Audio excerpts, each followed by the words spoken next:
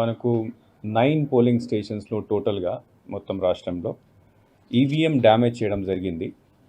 EVM damage అంటే కొంతమంది బయట నుంచి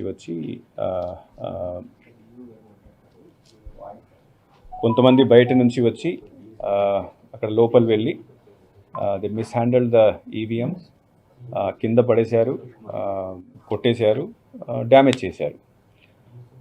దాంట్లో మెయిన్లీ మాచర్లలో 7 ఇన్సిడెంట్స్ జరిగినాయి.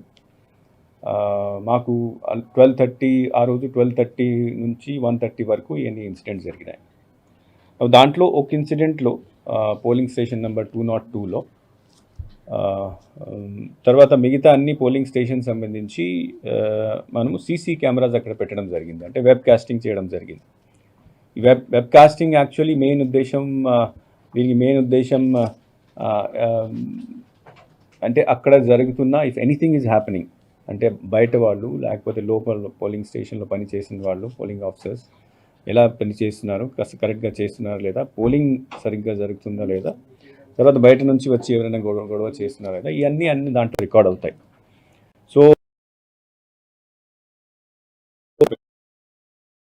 ముందు నుంచి కొన్ని అల్లరి ఏదో జరుగుతాయి, we're having some apprehension. So ఈ అన్ని పోలింగ్ స్టేషన్స్ ఎక్కడెక్కడ ఈ ఇన్సిడెంట్ జరిగినాయి ఆ వెబ్ కాస్టింగ్లో రికార్డ్ చేయడం జరిగింది. ఆ రికార్డ్ చేసిన తర్వాత 2 విషయాలు ఎలక్షన్ కమిషన్ చూస్తుంది. ఒకటి, అక్కడ మనము పోలింగ్ని కంటిన్యూ చేయొచ్చా లేదా. సెకండ్ థింగ్ ఈజ్ దట్ అక్కడ ఎవరు వచ్చి ఈ గొడవలు చేశారు వాళ్ళ మీద ఏం యాక్షన్ తీసుకోవాలి, ఎట్లా తీసుకోవాలి.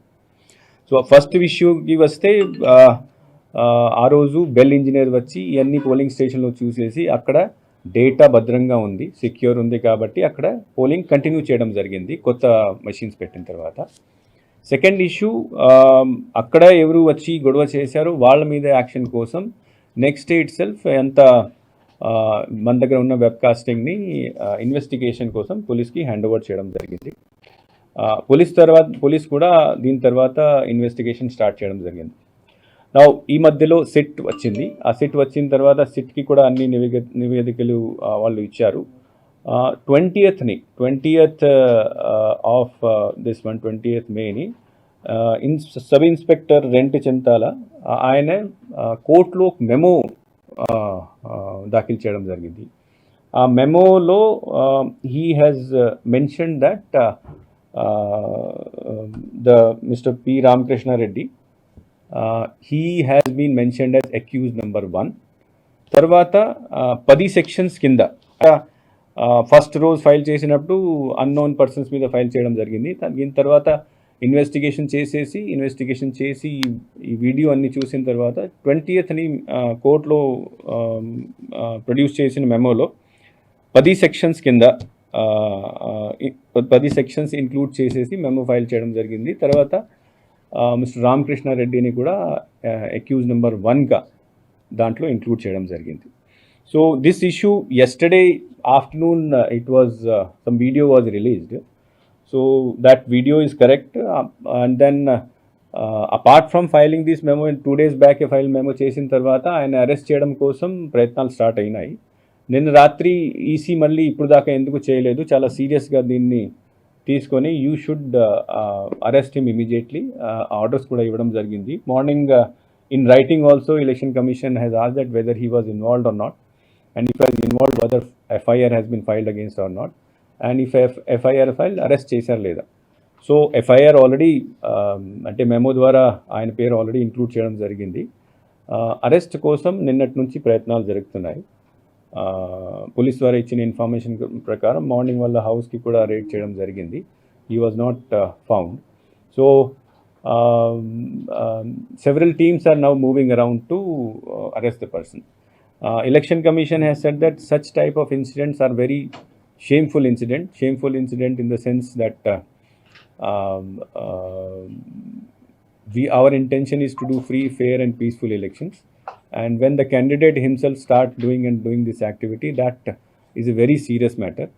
So stringent action should be taken. Stringent action ante as per the memo filed in the court against the accused number 1, 10 sections have been proposed against him. మిమ్మల్ని చూస్తే చంద్రబాబు నాయుడు గుండెల్లో రైళ్లు పరిగెడతాయి. కాబట్టి ఈరోజు మిమ్మల్ని చూస్తే దత్తపుత్రుడు నోట్లో నుంచి, చంద్రబాబు నాయుడు నోట్లో నుంచి కించపరిచే మాటలు వినపడతాయి. మహిళల అదృశ్యానికి వాలంటీర్లే కారణమని ఒకడు అంటాడు. వాలంటీర్ల దెబ్బకు ప్రజలు గద్దకాళ్ళ కింద కోడిపిల్లల్లా అల్లాడిపోతున్నారు అని అంటాడు. తనకు అధికారం ఇస్తే వాలంటీర్ల వ్యవస్థ నడుం విరగొడతాను అని చెప్పి కూడా అంటారు. తాము అధికారంలోకి వచ్చిన తర్వాత వారి కథ తేలుస్తామని చెప్పి కూడా అంటారు. ఒక్కటి చెప్తా ఉన్నా, ఇంతమందికి మనం దడ ఎందుకు పుట్టిస్తున్నామో తెలుసా? కారణం, ఈరోజు మీరు, నేను, మన ప్రభుత్వం ప్రతి పేదవాడికి డెలివర్ చేసింది కాబట్టి ఈరోజు వాళ్ళ గుండెల్లో రైళ్లు పరిగెత్తిస్తా ఉన్నాం. వారి కడుపులు ఎందుకు మండుతున్నాయంటే వారి కడుపులు గతంలో మాదిరిగా నిందటం లేదు కాబట్టి. వారి కడుపులు ఎందుకు మండుతున్నాయనంటే కారణం, ప్రజల కడుపులు, అందులోనూ పేద వర్గాల ఖాతాలు నిండుతున్నాయి కాబట్టి.